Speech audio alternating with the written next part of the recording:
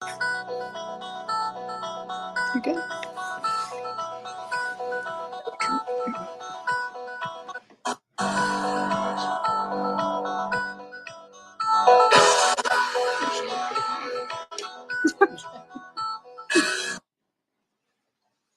This looks good, Ben.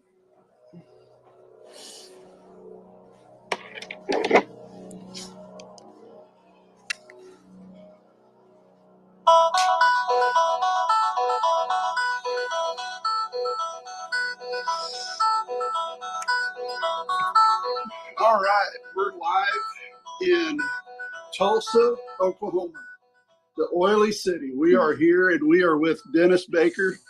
We are so happy to be here with Dennis.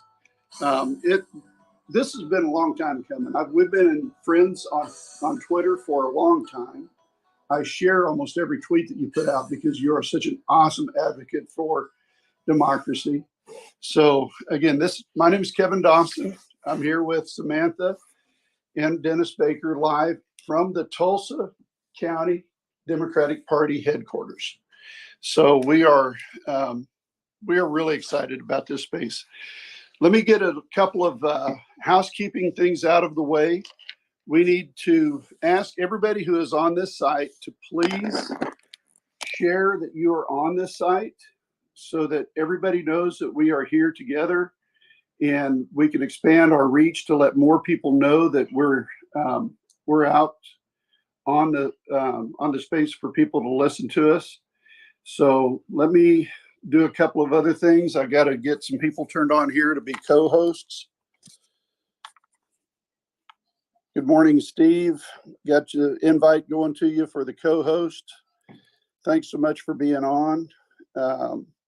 Wes, you've been a long time listener for a long time. Thanks for being here. Debbie, a good friend of ours. Mary, good friend, great friends. Boy, we're surrounded by great friends on Twitter Spaces today. Thanks everybody for being on here, and also please continue to share that we're on this site together. So we're going to get started here with Dennis. First of all, we were running extremely late today. We've been running in the rain all the way up here. They've had problems in Oklahoma City. Boy, it was like a nightmare, a puzzle piece just trying to get out of Oklahoma City. But we made it up here. We didn't get a chance to do our normal, greetings and meetings that we do ahead of time. So we're just gonna go through this live and in person. So bear with us, folks, as we get going. It's great to be with you, Dennis. Great to be with you, Kevin. I really appreciate the invitation. Great location to have it here Yes. at the Democratic Party headquarters here in Tulsa. Well, we are so happy to be here. This is really an honor for us, and I mean that. It's an honor. We've been a long time friends on Facebook, but we've never met in person. And that's one of the great things about this is being able to meet more people and network with people that are like-minded people and that's what the whole purpose of Coffee with Democrats was for us. So that just like, in the old days where people would join around and have a cup of coffee and solve the world's issues and get nothing accomplished at the end of the day in some cases, we're going to do the same thing here. We're just going to sit around and have a cup of coffee and enjoy the conversation. And that's what we're not going to really have an interview, but it kind of will seem that way, but it's more about just having a conversation, getting to know each other. So let's talk a little bit about Dennis Baker. Dennis Baker grew up and raised where? Grew up here in Oklahoma. Okay. So grew up here, grew up in rural Oklahoma, went to school here, public education, and then went to school at the University of Tulsa. And so you're a hurricane. So I'm a hurricane. Yeah. And from where we sat, I live not that far from here, maybe 10 minutes. And then where I went to school's not that far from here, just down the road. So all the reasons I love Tulsa is because I know it so well. So you went to the University of Tulsa. What was your degree work in at the University of Tulsa? So I have a bachelor's in English and a law degree. Okay. And all of that at Tulsa? All that at Tulsa. That's awesome. And so one of my favorite professors is Margaret I'm going to misspell her, mispronounce her name, Worgan. She ran for the Corporation Commission. Yes. Warriga. Yes. Warriga Bowman. Bowman, that's it. Yes. Warriga Bowman. Yes. She is a blast. She is fun to be with in person. I can only imagine what she teaches at the law school there at Tulsa and how fun it is to be in her class, because it, of course, coursework is coursework. But at the same time, if you can have an instructor that makes it interesting, I think she has that. I mean, just her personality lends itself to that atmosphere. I think it does. Yeah. So I'm going to just ask for everybody, if you have any questions, please put them down into the comment section, and we will make sure to get to as many of your questions as we can. And if there's problems with being able to hear us, Steve, would you just step in and let everybody know, let us know that we're having problems with our microphones, that we need to reboot or do something up here on our side. But appreciate everybody getting on. Thanks, Jo Beth, for being on here. You're a great advocate for us and great friend. We really appreciate you being on and listening in as well. So you went from, sure, come on down. Your name? Kathy Smythe. Kathy, we've met. Hi, we met Yes. last time. So thanks for joining in. Yes. So we're after you got your law degree, you did go into law enforcement. Is that correct? I did. So when I graduated from college with my English degree, I had a friend who had joined the Tulsa Police Department. Mm-hmm. And he convinced me that I should do that before I go to law school. So joined the police department. I did that, and then went to law school. And then after law school, I wanted to do something in law enforcement. And I looked around and I thought, yeah, the FBI sounds like a good place to go. Right. And joined the FBI and spent 23 years in the Bureau and retired, and then moved back to Oklahoma. In the Bureau, the downside is that when you're hired, you don't stay where you process. Right. So I processed through Oklahoma City, and so you go through an academy in Quantico, Virginia, right, and then from there you could be assigned any place in the country. You may not remember this, but I have a very good friend of mine. When he was my boss, when I worked for Union Pacific Railroad in Omaha, Nebraska, with part of the public safety group, Larry Winko came to us from the FBI. He just retired, came to us to be the director of public safety in Omaha. And Larry was the bureau chief. If now the title may be incorrect, you might be able to help me, but he was in charge of that bureau in Omaha. So would that be a bureau chief? So he would have been in Omaha. I believe he would have been a supervisory special agent. Right. Okay. He would have had an office, because there's headquarters offices and then there's satellite offices. Right. And so a supervisory special agent in charge would typically be in charge of a satellite office. Okay. He came to the FBI, I believe it was out of Ohio, and then that's where he got started, and then he moved to Omaha. As part of his, that is such a fascinating organization. So one of the books that we learned about recently, you want to talk a little bit about how the FBI got started, and it came to be because of something that happened right here in Oklahoma. Well, we had the privilege of getting to talk to Chief Jim Gray recently. And so, through the book about the Osage, we learned about the FBI and how, it became kind of nationally, what it built into, not just the Bureau, but the Federal Bureau of Investigation through some of their studies here, or their investigations here in Oklahoma with the Osage.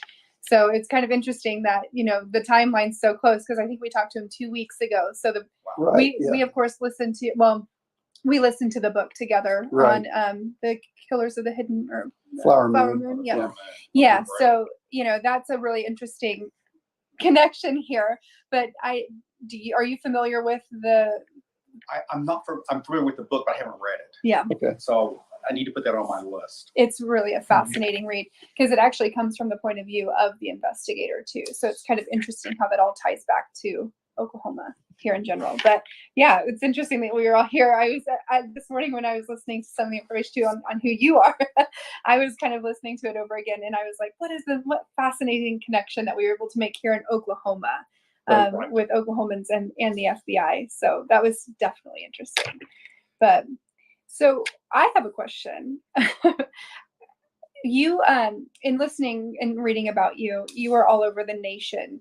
So how many places did you get the chance to work at with the FBI, and where did you stay the longest? I stayed the longest where I started out, which was Charlotte, North Carolina. And when you're halfway through the academy at about week 8, they give you your assignment. And it's a big ceremony because no one knows where Right. they're going to go. So you get handed an envelope and you have to go up on a stage, and all the other agents are sitting there, and you have to open it up, and they're looking at the look on your face to see where you're going. Yeah. Because the majority of agents, I can tell you the places they don't want to go. They don't want to go to New York City Right. because the cost of living is so high, primarily, especially if you have a family. They didn't want to go to San Francisco because the cost of living is so high. And one of the places they do want to go is a smaller city like Charlotte, North Carolina. Right. And so when I open my envelope, I go Charlotte, North Carolina. So, but unfortunately, I know the city, but I don't know anything about it. The NASCAR capital. But it is the NASCAR capital. Yeah. And so even as I think about Charlotte, my first assignment, my accent starts to change just a little bit because I was there so long. And I was assigned to Greensboro, which is in the middle of that state, and into a satellite office.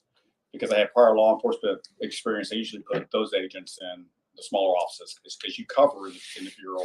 We had like 11 counties throughout the center of the state. So you're dealing with out there usually by yourself, working with local law enforcement to investigate and address federal crimes. So some of the things that I'm very fascinated about is you did run for Senate. Yes. And as it may not have turned out the way that you wanted it to, it still got your name out there in front of a lot of people. And you've got a lot of respect within the Democratic group in Oklahoma, all the followers.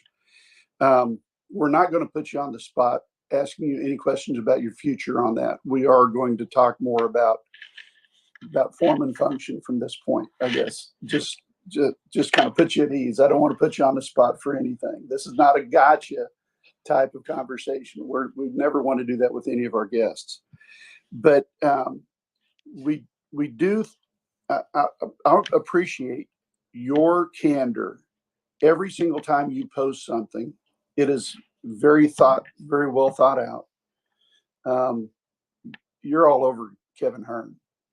I mean, Kevin Hearn is an idiot, and pardon me for saying that. You guys, he's a genius because he is where he is and how he got there. But he acts like an idiot on a regular basis, and it's just performative crap that just drives me nuts that he gets himself involved in. And you hold him to task, and I love that about not only Kevin Hearn, but Mark Wayne Mullen, Ryan Walters, Kevin Stitt. You don't give any of those people a pass. You want to talk about that? What goes through your mind when you see some of the performative BS come across on their side? Yeah, I think I'm like most Oklahomans. I hate hypocrisy. Yeah. More than anything, we're Oklahomans. We want people to mean what they say and do what they say they're going to do. Right. We don't like double talk, and we hate hypocrisy. And one of the things that I want to do when I put a tweet out is try to break that down so people understand, because I don't think Republicans are being honest with Oklahomans. And that dishonesty and that hypocrisy just goes all over me. Right. And I think if we as Democrats can point that out and break it down, because most of us, we have jobs, we're trying to, put food on the table. we're all working ourselves to death between school activities and work. We don't have time to do it. So Right. I want people to understand what Republicans are up to, and then in a way try to understand how that impacts their lives every day, Right. and why it's harming Oklahoma. And then, is there a better direction we could go? So you, like myself, you've been around a little while. You've seen when Oklahoma and the Republican Party in Oklahoma, yeah, we've always had divisions. We've always had disagreements with one another, but not to the point where they don't want to divorce the nation, and divorce, allow whatever it is that Marjorie Taylor Greene is trying to put out. And the dangerous rhetoric that came about since 2015, 2016, when President Trump was elected, that's the time frame that I look at, because I've met Dick Cheney, a wonderful individual. His daughter, Liz Cheney, a wonderful individual. We have great conversation. I can't have that same straight conversation because of all the performative stuff that comes out of some of these Republicans now. And it's to the point where, they're trying to, I don't know. It's trying to create this atmosphere that there's two different people, that there's Democrats, which are a lesser form of human life to them, and the Republican Party, which is an elite form of human, which is BS. We all know that, but that's what they pander to. And, you've had a long time to be able to work within some very dangerous environments. You were involved in investigating Al-Qaeda. Can you talk any bit about that? Is that something that's off limits, or is that something? Yeah, I can talk about it. So I worked for a long time in North Carolina, and when 9/11 happened, I wanted to get more involved in addressing that. I'm just thought that's the fight I need to be in. Yeah. And so I was promoted and went to headquarters in DC and was assigned the Osama bin Laden unit, which Okay. was right after 9/11, and trying to address the threat. And I got to tell you, it was a madhouse at the Bureau, because suddenly a lot of the bureaucracy that had been in place prior to that, in order to get investigations initiated, to get surveillances initiated, because of the threat, people were in a mindset of, we need to get things done and we need to address it. And Al-Qaeda was the threat. So the Bureau pulling together, but at the same time, the Bureau was under attack, Right.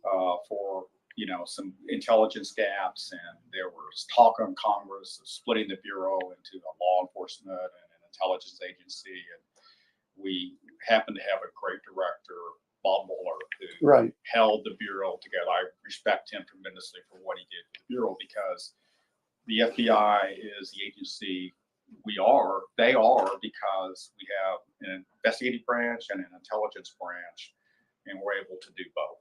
Mhm. So a lot of agencies can't do that.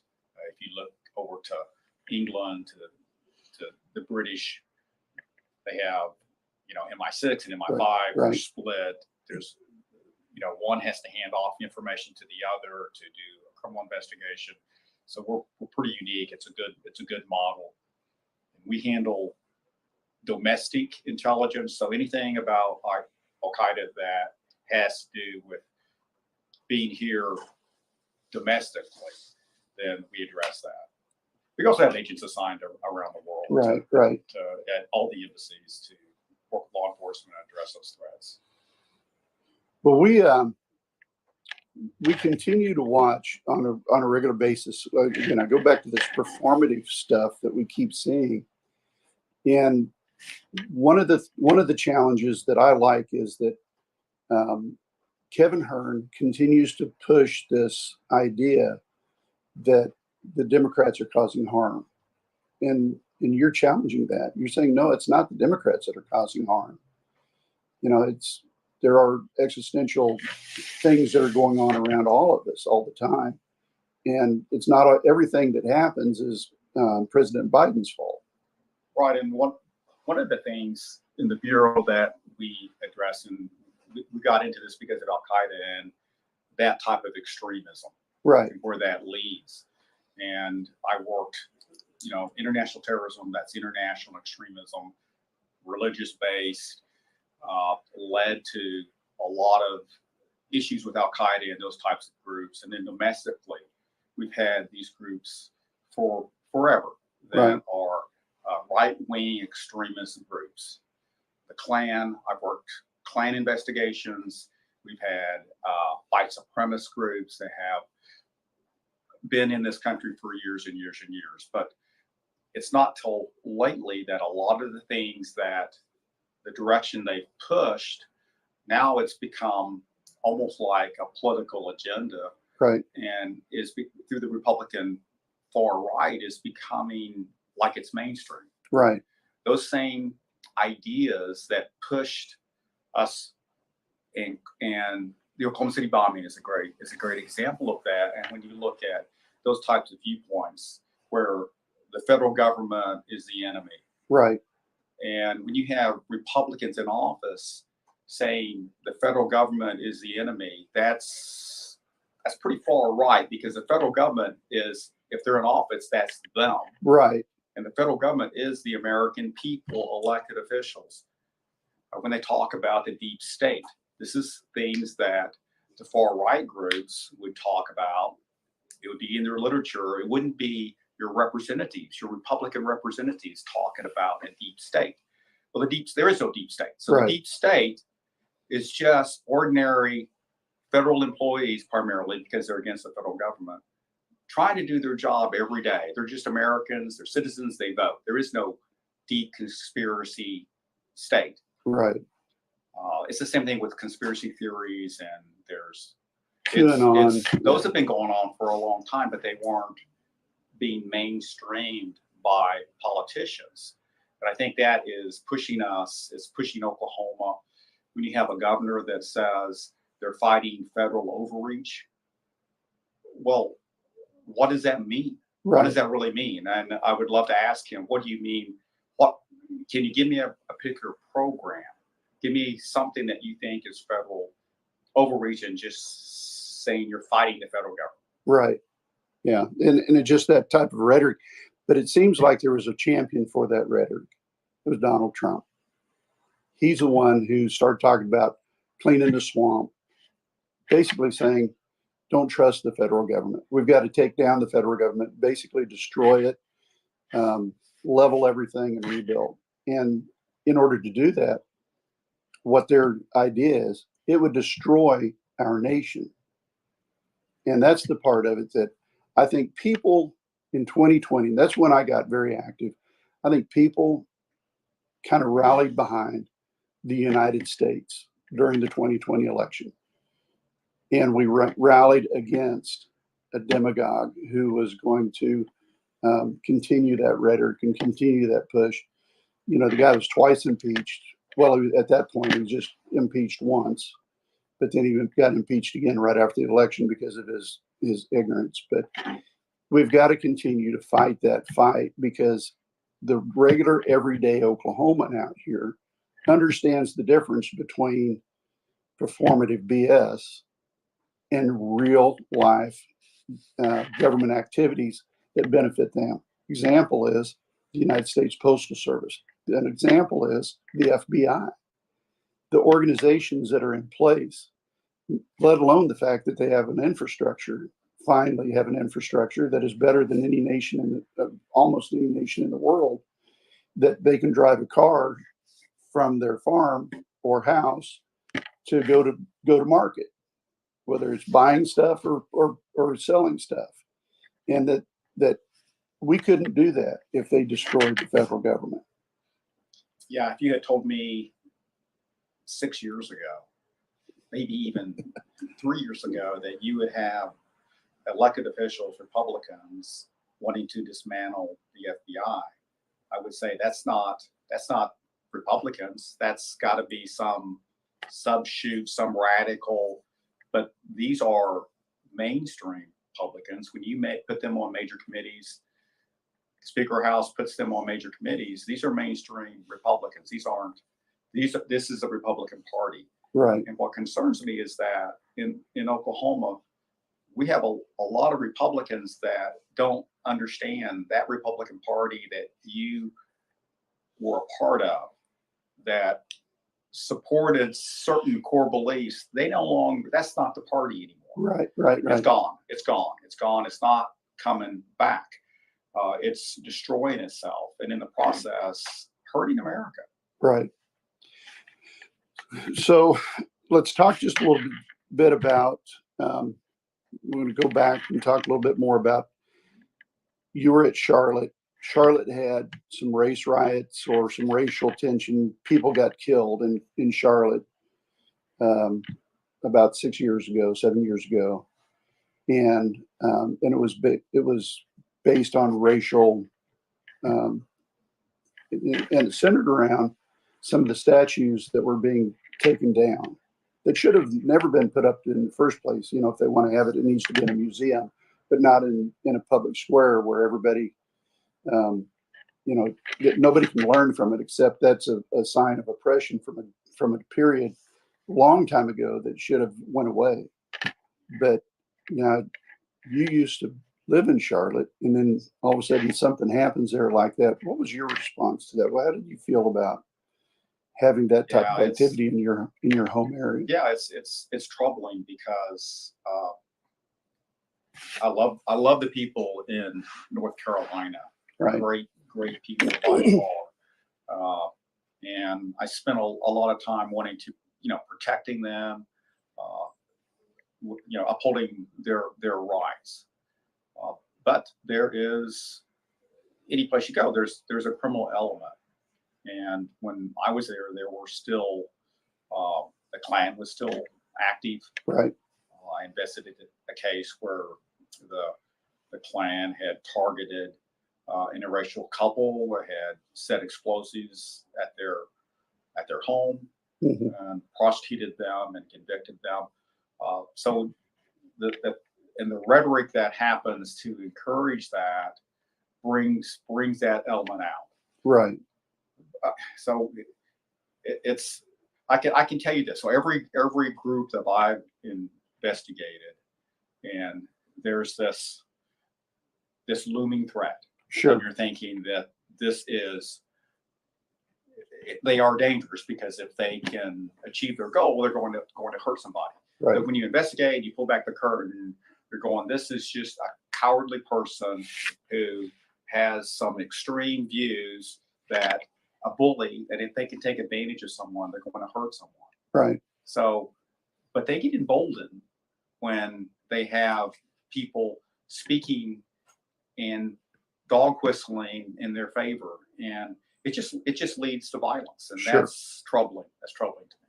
Right. And when we saw the violence that took place, I remember the number of people that were killed there, but it was, and then on a national level, it was something that we just were aghast by some of the responses. It was like, there's not good people on both sides of this. And we got somebody who's saying, well, we got good people on both sides. And that was very dangerous. Like you said, very dangerous rhetoric that emboldened and empowered more people to do other things. Were you in the FBI when the Proud Boys started their organization and became kind of a national movement? Not where they are today. Okay. So because of prosecutions, I think they're not as where they were, like during, when they tried to overturn the election. Right. So one of the things I want to mention just real quick as we talk about some of the threats, I just want to mention two of what I think are the biggest threats right now to democracy, and one is election denial. Yes. So yeah. That is huge, and that is still being spread. Right. by elected politicians. And so I think Oklahomans would do well to take a look at their elected leaders and see where they stand on that. Mm-hmm. Because as we see, it's being revealed about Fox News, it was a lie all along. And if they keep pushing that, if they keep pushing election, casting doubt on election integrity, that's a foundational thing for America. Right. Peaceful transition of power. It's never happened before. Fundamentally wrong. The other thing that I think has hurt, and we need to keep this in mind and not forget it, is the COVID lies. Yes. Mm-hmm. So those candidates, those politicians in positions of power that took a health crisis and made it into a political thing, Right. and hurt Americans, we can't forget that. Right. That is a betrayal of public trust, and we need to address it because there's going to be another pandemic. Right. And we want to address it the right way. And we don't want to politicize. So lessons learned. So we can't forget either one of those. Right. Well, I'm glad you brought that on, because that was on my mind to ask that question, and that kind of lends it to this conversation that we're having with Coffee with Democrats. Is we start seeing themes coming out of our conversations together, and how these conversations kind of grow and morph and help understand some of the things, because that was one of the questions I had planned to ask was, what's the biggest threat that you saw? And so thanks for taking my thunder away from me. And, but no, you were spot on. I appreciate you going where you did. So I don't want to talk too much about when did you. Well, let's say this. When did you retire from the bureau? 2012. 2012. So you've been out for 11 years, and you were in for 20 years before that. Is that correct? Yes. So you're in the mid 90s. You started as an FBI agent. Where else did you go besides Charlotte? So from Charlotte, I went to headquarters in Washington, D.C. I worked the Osama bin Laden unit. From there, I went out to Pheonix. Okay. So I was assigned there at Pheonix. I was in charge of a counterterrorism squad. And back in those days, we were establishing all the intelligence centers. Sure. So I helped establish an intelligence center there in Phoenix, Arizona, sharing information. So those are really, really great centers. We would deputize state and local law enforcement officers, give them security clearances, share information.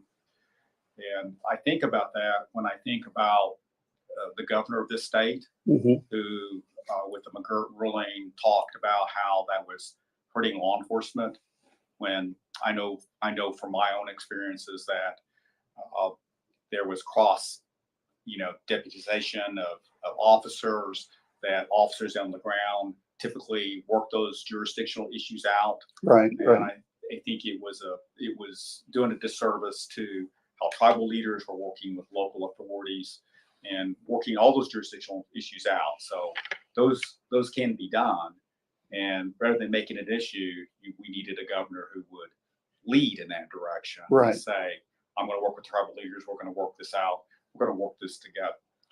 But do you see that from his standpoint, not that his standpoint's correct, but his motivation for doing that is to try to take the power away from the Native Americans and bring it back to his, I don't know how to say it without just saying, he wants to bring the white man as the savior over the Native Americans, just like they did in the movies in the 1940s and 50s. And again, that's a very dangerous thing for the Native Americans, because that continues to push Native Americans down instead of lifting them up. It creates that ceiling over them where they're not able to get out of where they're at or the condition that they're in and better themselves and be able to. Because I see what's happened from the 90s when I lived in Oklahoma before I left to what's going on now. The Native Americans have have expanded in almost every direction and doing wonderful things in the state of Oklahoma, where before they were kind of segregated from the rest of Oklahoma. And I love the fact that I live now in Oklahoma where that no longer takes place. And I think that what the motivation might be that he's wanting to segregate that group again. And for those people who are listening, not only the Native Americans, but he's going to try to segregate the Hispanic Mexican group, and he's going to segregate the blacks as well. I see this guy. That's that white supremacist motivation to try to put the white man on top of everything. But again, that may be another subject for another time. But yeah, I just wanted to say that for the tribes, it's simple. They want to determine their own fate. exactly, It's self-determination. Yes. And McGirt gives them that. And the other thing that the tribes do that I think that we in Oklahoma, that the state government can do, is the tribes are investing in people. right, They're investing. So they are encouraging education. They are trying to alleviate the burdens of healthcare, and so that they can take a step up. And so as an individual, you can have true freedom, which Right. is financial freedom to determine your own fate. So one of the ladies that I talked to was from the Cheyenne Arapaho Nation. She talked to me about how kind of the same subject that you did, where it is self-determination, but they don't just do that just for that small tribe.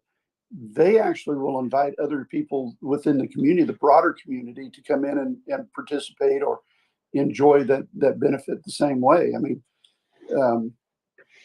an example that I talked about in a couple of episodes ago was how a friend of ours, he's a doctor, grew up in a small area just east of Norman, and the Native Americans paid for his way through his med school to become a doctor, as long as he would sign on to be there with him. Well, he's not a Native American, you know. And that's an investment. That's Yes, an investment exactly. for them in a person.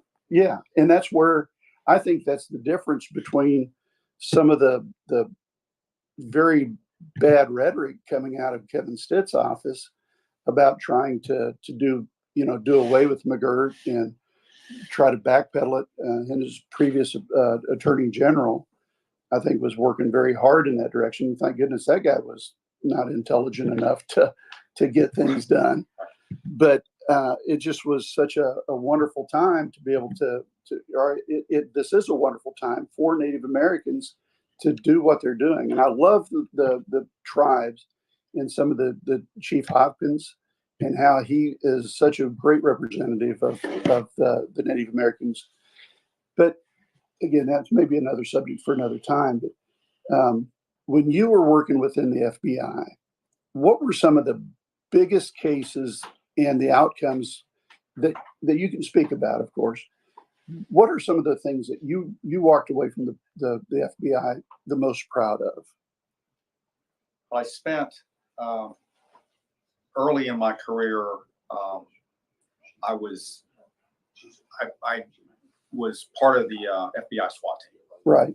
So I had a chance to be a part of that, and mainly because I was a good shot. Oh yeah, I was a good shot. So you do firearms training, and so one day during firearms training, one of the SWAT team leaders saw, "Hey, you're a good shot. Would you like to try out for SWAT?" And right. being new, I thought, wow, that would be the funnest thing. And being fairly young, you don't think about the danger. You just think this is something where I think I can serve and I could be the good guy and go in and save people. So had a chance because of that to participate in some cases, and had a chance to be assigned at the 1996 Olympics in Atlanta. Oh wow, that's wonderful. So, as part of our SWAT team, we were assigned into the Olympic Village to protect the athletes there.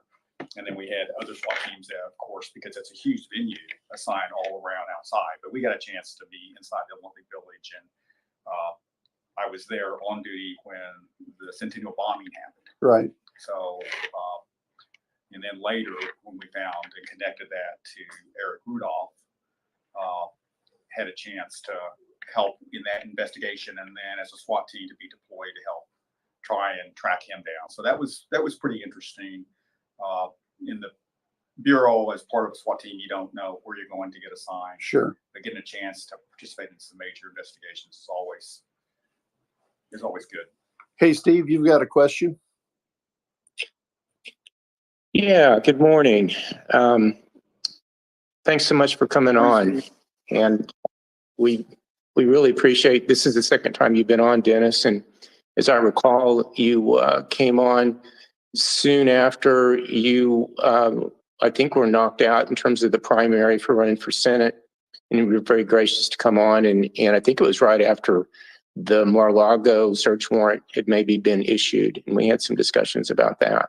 Right. And really appreciated your insight. So really glad to have you come back, and you're always going to be welcome. I know that. There's a number of things, if we had a few hours of questions here, but one of my pet peeves more and more has to do with gun laws. And you are in a really, in a position to provide a unique perspective here in a rural state. And for context, I'm thinking of Uvalde. I'm thinking of our public schools. I'm thinking of, protection of our children, our staff, and our teachers at our schools. I'm perplexed, having been raised in a rural county, having been raised as a hunter, being the owner of several guns. And being a former prosecutor at a state level, I continue to be perplexed at, say, the sheriff in Osage County that we have, who's I respect his opinion. If he wants Osage County to be a 2A sanctuary, well, fine, that's his opinion. But not supporting, for instance, red flag laws. There's even a red flag law in Florida, which is a result of the Parkland shooting and the killings there. So in the land of DeSantis, there's a red flag law. And I know that that's not some sort of silver bullet, that's a bad pun, for solving issues related to school safety, but it's a tool for the toolkit for prosecutors and for investigators and for law enforcement. It seems like it's an issue that could well be employed by a Democrat, even in deep rural Oklahoma, to impress upon parents who have kids going to public school, or any school for that matter, that this is a missing piece that the GOP keeps using as a kind of cultural plank when it shouldn't be. And it's really a slap in the face, in my opinion, of local judges, because red flag laws are about identifying a possible threat, going to a judge, the local judge, locally elected, asking that judge to consider empowering law enforcement with taking immediate, not permanent, but immediate actions to remove guns from potentially, more than potentially, maybe imminently dangerous individuals, and being progressive in terms of law enforcement. And I just wondered if you, I'm sure you have, and I wanted to hear your thoughts about this issue and your reflections on, why we are at where we are at right now regarding this particular red flag law issue.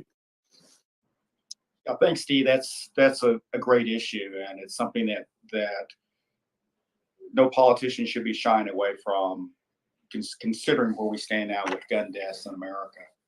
First, let me start. Like you, I am a gun owner, but my experience in law enforcement has shown me just what type of devastating weapon an AR-15 is. I don't know that most Americans understand the lethal capability of that weapon, which is designed for war and being deployed on our streets. It is a devastating weapon that in the hands of someone gives them the ability to kill it's just an amazing tool. It's not designed for our streets, and even law enforcement coming in contact with that, they're at a disadvantage. So I don't know if you remember the 1986 FBI Miami shootout, where we had 2 FBI agents killed with an AR-15 type weapon, going after a bank robber. 2 bank robbers armed with that type of weapon killed 2 of our agents. So it's personal for me in that that weapon is it's not the same as a hunting rifle or what you normally would use to go hunting. It's a weapon of war. The other thing is just this red flag law. So I'm an advocate for a national red flag law because we have so many states that don't have it. It's just a common sense solution. I know when I was on the campaign trail, went to a high school, and students were asking questions to the candidates, and I was there with some Republican candidates, and one of the things they asked was, what would you do to help? And one of the things I advocated was a red flag law. But every Republican candidate said, no way. There's no way that we want a red flag law that's against the Second Amendment. It's not. It's not against the Second Amendment. It's a common sense solution. It's like you said, it's one of many tools we should be deploying. I know I have talked to gun owners across Oklahoma, and the majority of those gun owners, they are for common sense gun laws that would help. For example, they don't mind background checks. If you're a law-abiding citizen, they don't mind a wait, a 2-week or a month. They don't mind enhanced age to buy an AR-15 type assault weapon because they understand they are around guns. They understand what they're used for. They understand what weapons are good for self-defense. An AR-15 is not a good weapon for self-defense in your home. It's not. So it has become politicized where it's a tool, and it was a weapon. And I know when I was in the Bureau for a long time, far right groups were advocates of this weapon. Now it's mainstreamed, and you have people in Congress wearing AR-15 pins on the lapels in Congress, and that's extreme. So you want to talk about liberal extremists? Well, maybe I am, because I think that is extreme. So I am for a red flag law. We should have it national. You should be able to call your FBI and say, I have a relative, I have someone in my family, they have access to a weapon, I'm concerned, they've made threats, so that I want you to come and take this weapon. Would you please, I don't want it in the household. And they can remove that weapon, and there is a hearing where you can go before a judge and get that weapon back if you can show that you're not a threat. Right. What's wrong with that? I see absolutely nothing wrong with that. But we have the only anti-red flag law. And the last thing I'll say real quickly is, in Oklahoma, the governor and the Republicans have removed the ability for cities to enact their own city laws. For example, in Tulsa, it's different here. The environment, it's urban. There's a difference between having those weapons deployed on your city than it is in rural Oklahoma, where it's not as densely populated, and they may use those for target practice. There's no place in this city where you can really go shoot those things, but they won't let a mayor here in Tulsa or Oklahoma City, some of the bigger areas, say, you know what, we're going to restrict how you carry those things. We don't want open display here. It causes a panic when you see someone with an AR-15 slung over their shoulder. There's no practical reason for that. There's a reason we had laws where before, if you were going to transport your weapon, you had to have it you had to have it put in a carrying case, and you had to transport it a certain way. I could talk for that for a long time, but I think it's a topic we should all be talking about. So with that in mind, though, if you go to a governor's activity, event, rally, whatever you want to call it, where he invites the public to come, why can't somebody with an AR-15 just walk in there to be around him? And Right. yeah, they've got restrictions saying you can't have that gun in the premises around the governor. Yet he wants to say it's okay for, but what I'm saying is if it's not good enough for the governor to be in that situation where you're close to the governor, it shouldn't be that way anywhere else. Right. I think we all should be protected. I'll tell you what's crazy, and this goes to Brian Walters, who he's MAGA. Yes. That's just what he is. But one of the things that he likes to advocate is doing away with school gun-free zones. Yeah. He thinks that's an infringement on the Second Amendment. And I just can't imagine how radical an idea that is, that we have a law that says you can't have, unless you're legally authorized to have it, guns within a school zone. Why would anyone be against that? Right. So, and the other thing that we as Oklahomans, as we live our lives and we want our kids to go to school and we want to be able to have the freedom of moving about without the fear of being killed by someone with a high-powered, weapon of war, we need to look at how those are being advocated, and then look how the gun lobby, their interests are being pushed by Republicans because they're being financed. So this goes into finance and campaign funding, and how is that politician representing your views, or are they representing the gun lobby views? And the gun lobby says we want to sell a lot of guns, and the most popular gun right now is the AR-15. So we market it, we sell it, we're going to keep selling it, and Republicans, can you help us? And we're going to finance your campaign. The gun lobby. So the gun lobby is something that we should be aware of, because money behind the scenes, and it's not just, I don't want to ramble too far on this because we could talk about money for forever, but it's not just guns, it's privatizing schools. There's money behind that. So when Republicans want to talk about school choice, funding the student, not the parent, all they're talking about is privatizing private schools, giving taxpayers money to private schools. But there is a lobby. There are billionaires funding that. And that's why Republicans, it's not a strongly held belief, it's their pledge to their donors. So before we go on to the next question, is there a possibility that we can go a little bit beyond 11 o'clock? Or are you on a time schedule? Yes, I go. A little bit longer, maybe 10 minutes or so, because it seems like we're kind of winding up instead of winding down. So, Steve, you've got another question? Yeah, thanks so much for that response regarding the red flag law, Dennis. And that's obviously it's an issue that's very important to you, and I appreciate your stance regarding a national red flag law. I know another issue that's very important to you has to do with Medicare expansion. And I'd ask you to speak to that, particularly in regards to, from my perspective, another issue that even a rural Democrat can make great inroads with deeply into red Oklahoma.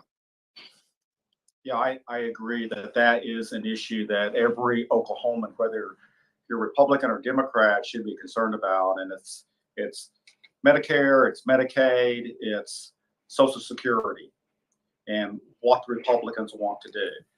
And I'm glad that President Biden highlighted it, because I know the Republicans wanted to push us into a deficit in order to get some cuts. I think he's highlighted that, and hopefully he's put an end to that. But the Republicans are not going to stop trying to roll back Social Security benefits, Medicare, and Medicaid.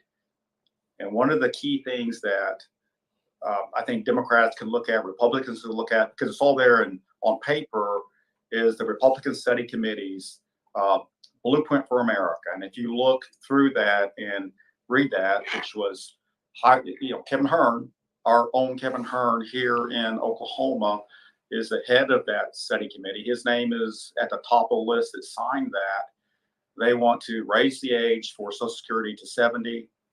They want cuts to Medicare and Medicaid. And there's a whole lot of stuff written into that is really just the Republican agenda. But one of the things that gives me hope in Oklahoma is the fact that Oklahomans understand the importance of those programs. But we also had a referendum where we voted against the Republicans. We voted to expand Medicaid, to help people, to help families. And that gives me hope that when we highlight those issues that impact, we can get voters to the polls and change this. I truly think that we are a majority run by a radical minority here in Oklahoma. And we have a lot of voters that aren't engaged. And I keep saying this to myself, that the citizens that are most influential are the ones that show up. Right. We had a vote yesterday. We had a vote Tuesday. No one showed up. Right. If you didn't show up, you thought someone else would. You have other people running your life, and politics matters to everyone. People don't want to get involved in it because they get put off by some of the issues. They think that doesn't matter to me, but there are issues that do matter that are being worked on behind the scenes, and those involve your education, your retirement, all those things that you need to survive so you can go forward and not move backwards. So one of the things to bring up on just a bigger overarching question is, why didn't people come to vote? And it could be the fact that most people have it in their mind, and this should be in the form of a question, but it's not. It's more of a statement. But again, I want you to push back on me if I say something here. It's like most people have it in their mind that they'll only vote once every 2 years on election day. That's in the first Tuesday in November. That is election day. Any other time that they have an election, is it a real election? Does it involve me?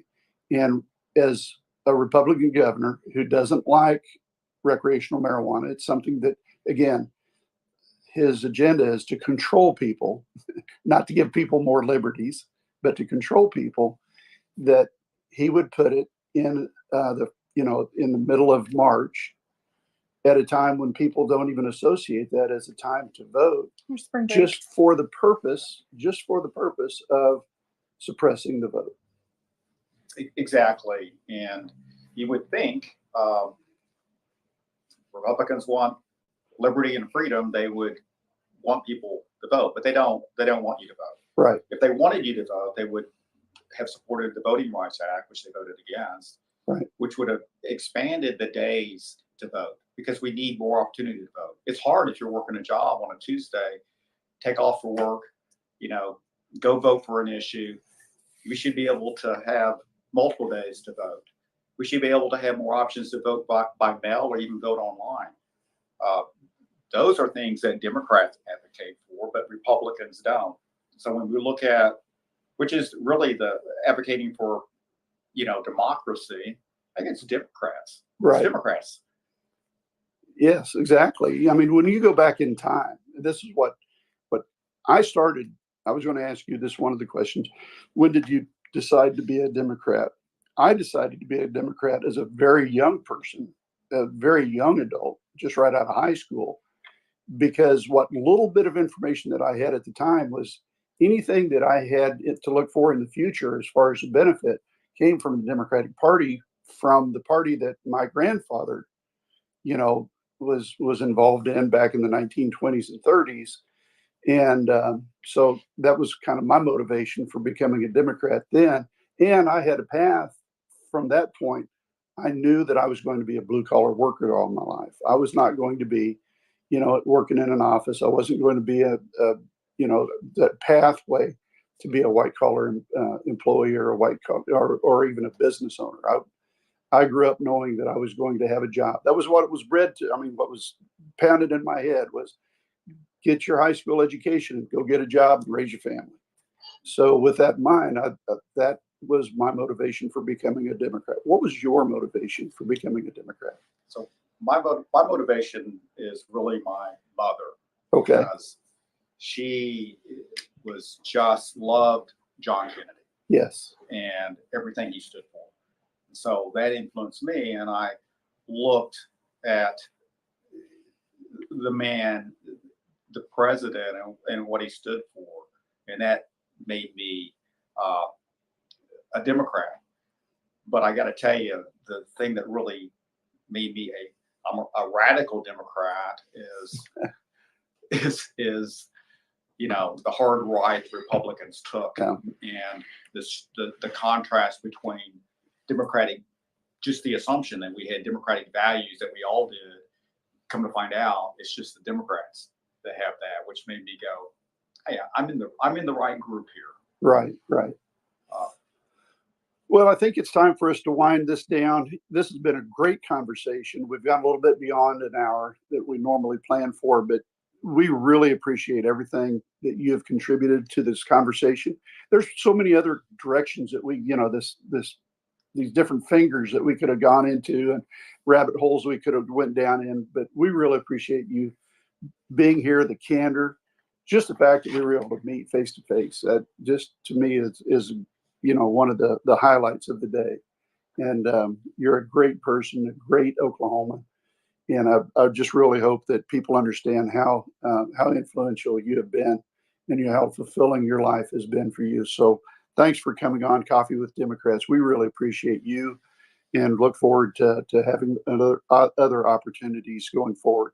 I'm going to close this down just a little bit different than what we normally would do.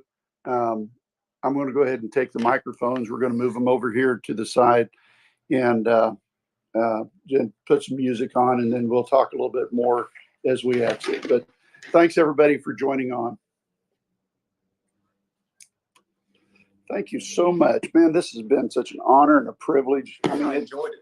Glad you guys took the drive down. I know that's a little bit out of It is, but it's not. And it's to me, it's a small price to pay to be able to meet, in my opinion, great people like yourself.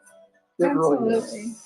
No, thank you so much. I enjoy what you're doing. I think it's important, and I'm glad to hear you guys are expanding outside of Oklahoma.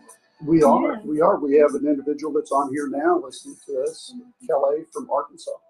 So Arkansas has joined Coffee with Democrats, and it's got their own. We give them the pathway, just kind of give them the mission statement that we have. I have to stand up. I can't sit on the chair any longer. I'm with you. So that is so great. One of the things I like about you and what you're doing is you're upfront. We're Democrats. Yes. Yeah. Don't hang your head. Yeah. We're proud to be Democrats. Absolutely. And we want other people to be.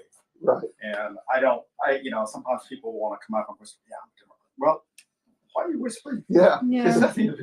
You should be proud that you are a Democrat. Right. Exactly. We've got an extreme group over here, and they're doing bad things for Oklahoma. We've got a group over here that, if we could just get our message out, I think the majority of Oklahomans would go, "Well, that's the direction. That's the direction we want to go." And as Democrats, in my opinion, again, I don't have that background, that educational background. I've got an education, but it's not in political science. But from somebody that is looking in Oklahoma to what's going on in Oklahoma, I think some of the fear mongering within the Democratic Party, they're coming after your rights. I think it will reach a certain number of people, but we need to start looking at the opportunities. What are the great things about being a Democrat? What are the wonderful things that will help that individual? Because everybody asks the same question. What's in it for me? Right. At the end of the election, how is this going to involve me? And we've got to get a better message to tell people, right, this is what we can do to help. Right. Right, You know, exactly. How? because politics, believe it or not, politics involves every aspect of your life. You may not think so, but if you want good gas prices, you're going to have politicians Well, who if you want want school to, 5 days a week. or school 5 days a week. Yeah, because we're finding in Missouri, they're going to 4 days a week. Wow. Yeah. Wow. That's hard to believe. It is.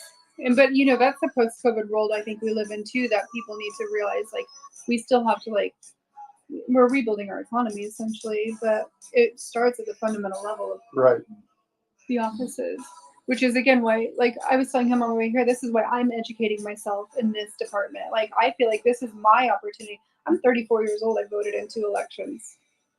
This is my opportunity to have a voice, but to get the information I need to build my voice. Yeah. Because we have the opportunity to advocate for all of those things. And we're lucky to live in a community, Norman, that's incredibly progressive. Right. We don't want to be stuck in the mud in any department. And we're seeing things turn here in Tulsa. That's why I love coming up here. Yeah, I think things can turn.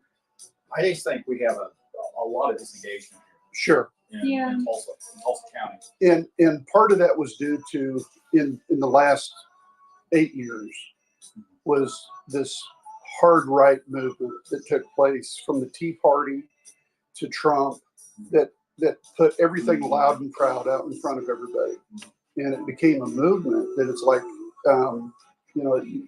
it was bad. It was a very bad movement that, let's destroy our country in order to help ourselves. Yeah.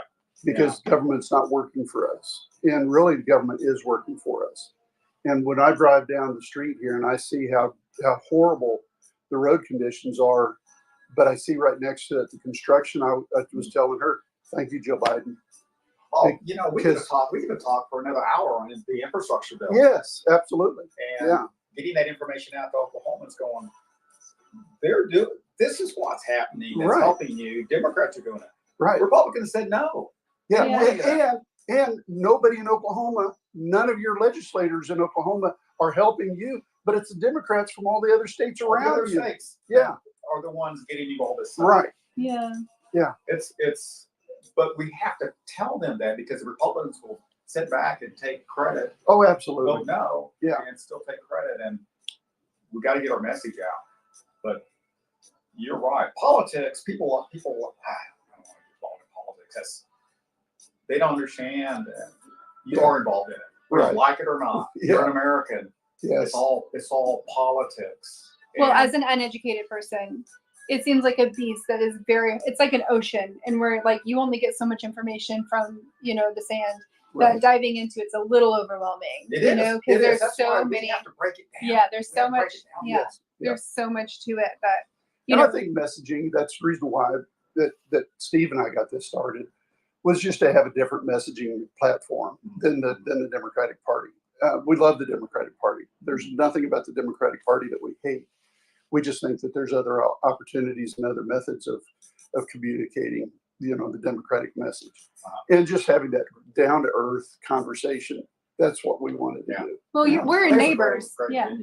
We're your neighbors. We're people who also take our take our kids to the same schools, and And I guess the one thing that I wish we could do a little bit different is I don't want Republicans to think of me as an enemy, because I respect some of the platforms that the Republicans have. And I know that there's many, many Republicans who understand and appreciate the platform that I have. But it's those hard right and hard left groups that really they're the ones who draw the attention.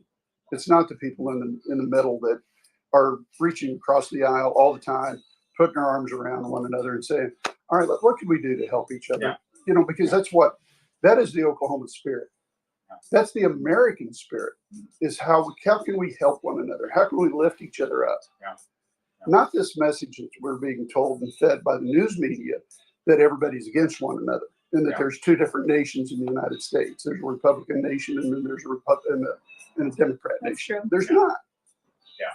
No, I agree. And I think one of the things though is I would love if it was just a policy Yes. discussion with Republicans. Yeah. They don't really have a policy. True that. you know, unless it's tax cuts for the rich.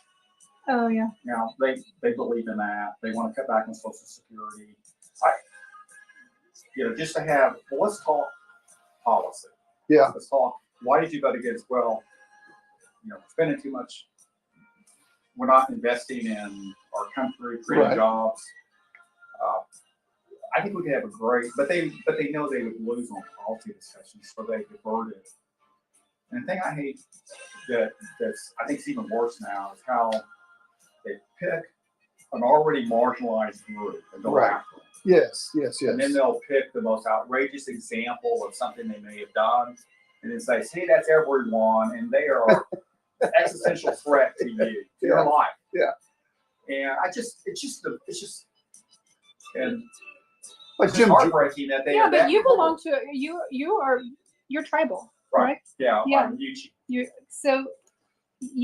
I've experienced it as a woman. I've experienced it within the last year even. But you know, like as somebody who's a part of a tribe, when you experience it, my boyfriend is black, whose children are mixed. We are going to experience this as long as we live here. Right. Unfortunately, in my lifetime. Unfortunately, I don't see it even in their lifetime changing to a point where it's not a conscious conversation with our government. Mhm. And so that's why, even again, this is why I'm educating myself. This is why I'm full blown going into it, trying to understand what I can do to make it different, or make a difference, or just raise a voice. You know. well, we're going to leave our Coffee with Democrats Twitter space. Thanks everybody for getting on again. We appreciate it. Give us some comments, some feedback, anything that you want us to change, anything you want us to try different. We love what you're doing to join us. So thanks again. See you guys.